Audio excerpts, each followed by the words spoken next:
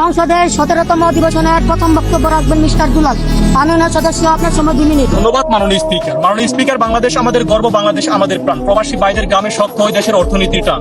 তাদের পাঠানো রেমিটেন্সে উন্নয়নের চাকা ঘুরে, তবে দুঃখের বিষয় সংকটের কালো ছায়া আজও বাংলার প্রতিটি ঘরে ঘুরে। মাননীয় স্পিকার, আজকের এই মহান সংসদে আমি এমন একদল জনগোষ্ঠীর হয়ে কথা বলতে দাঁড়িয়েছি যাদের অক্লান্ত পরিশ্রমের দ্বারাই আমাদের বাংলাদেশ টিকে আছে। মাননীয় স্পিকার, দেশের রত্ন আমাদের রেমিটেন্স যোদ্ধা, কিন্তু তাদের মাথায় সবসময় থাকে ঋণের বোঝা। কারণ ভারত, পাকিস্তান, আফগানিস্তান, মিয়ানমার থেকে সৌদি, কাতার, দুবাই যেতে যেখানে 50 থেকে 1 লক্ষ টাকা লাগে, সেখানে বাংলাদেশ থেকে বিদেশ যেতে হলে 5 থেকে 6 লক্ষ টাকা লাগে। আর এই টাকা জোগাড় করতে কেউ নেয় ঋণ, কেউ বিক্রি করে জমি, কেউ চালায় কিস্তির বোঝা। কিছু কিছু ক্ষেত্রে দেখা যায় আবার দালাল চক্রের ফাঁদে পড়ে হাজারো মানুষ নিঃস্ব হয়ে যায়, হারিয়ে ফেলে সে স্বপ্নের ঠিকানা। কিন্তু অত্যন্ত দুঃখের বিষয় হলো এই দেশে দালালদের বিরুদ্ধে বড় ধরনের কোনো অ্যাকশন নেওয়া হয় না। কারণ যারা দালালি করে তারা হলো বিভিন্ন রাজনৈতিক শ্রেণী পেশার লোক, প্রভাবশালী ও অর্থশীল ব্যক্তি। আর যারা প্রবাসে যায় তারা হলো সাধারণ জনগণ এবং অসহায় মানুষ। আর এই দেশে যার কাছে ক্ষমতা আর টাকা আছে তার বিরুদ্ধে কোনো আইন নেই। যেই দেশ তার রেমিটেন্স যোদ্ধাদেরকে নিরাপত্তা দিতে পারে না, সেই দেশ ভবিষ্যতে অন্ধের দিকে এগিয়ে যাবে, এটাই স্বাভাবিক।